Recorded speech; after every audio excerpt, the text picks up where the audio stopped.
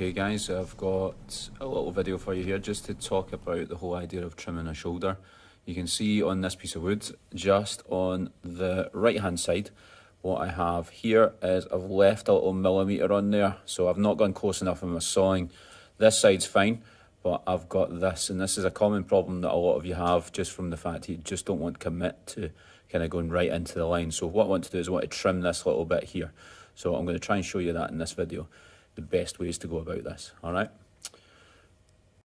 Right, okay guys, now what I'm going to do is I'm going to set this up so that I can trim it a little bit easier. So I'm going to take the block, and I've got a little bit of scrap wood here, and I'm just going to tighten it up into my vise.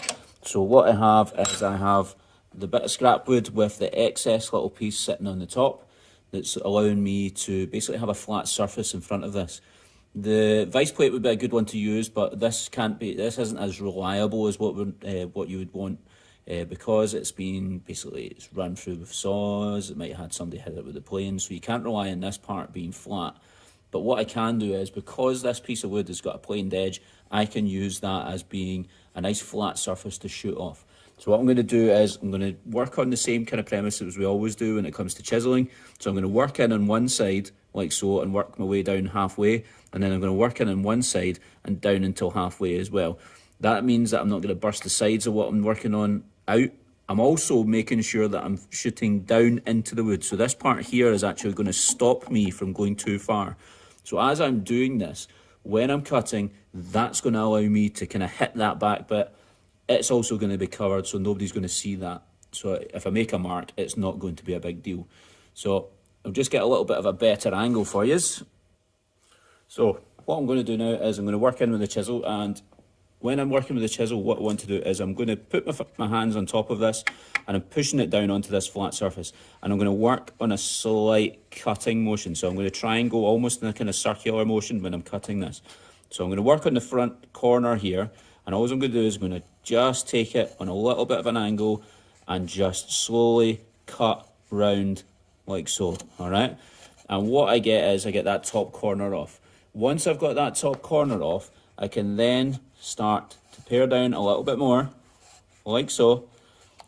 And you can see there the quality of the cut's quite good, all right? I'm getting a nice quality cut because I'm moving the chisel into it. So I'm making more of a slicing motion instead of kind of bumping down on top of it.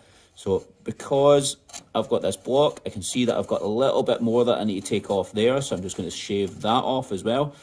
Once it gets down to this part down the bottom here, I'm just going to try my best to get in there and just use the bottom of the chisel, the blade of the chisel, just to get that on the line. And then I'm going to start working with the very corner of the chisel now. I'm just going to run that down at the back, and that takes that last wee bit out. At this point, I can now start just bumping the chisel into it. So I'm just going to use the corner of the chisel and take a millimetre off at a time. So I'm just going to push through and work my way down. If you don't have a nice sharp chisel for this, this will not work. So make sure you're choosing your chisel wisely, all right? And you can see there, now that I've got it flat on this surface and I'm pushing it through, nothing's catching. That's me got that nice and flat. I would then repeat that same process on this side, and that would level it up for me. Okay, hope that one helps. All right, so essentially working the same way in the opposite way, obviously a mirror image of it, and start working in that part. So hopefully this helps you, and you can get your joints looking good at the end. All right.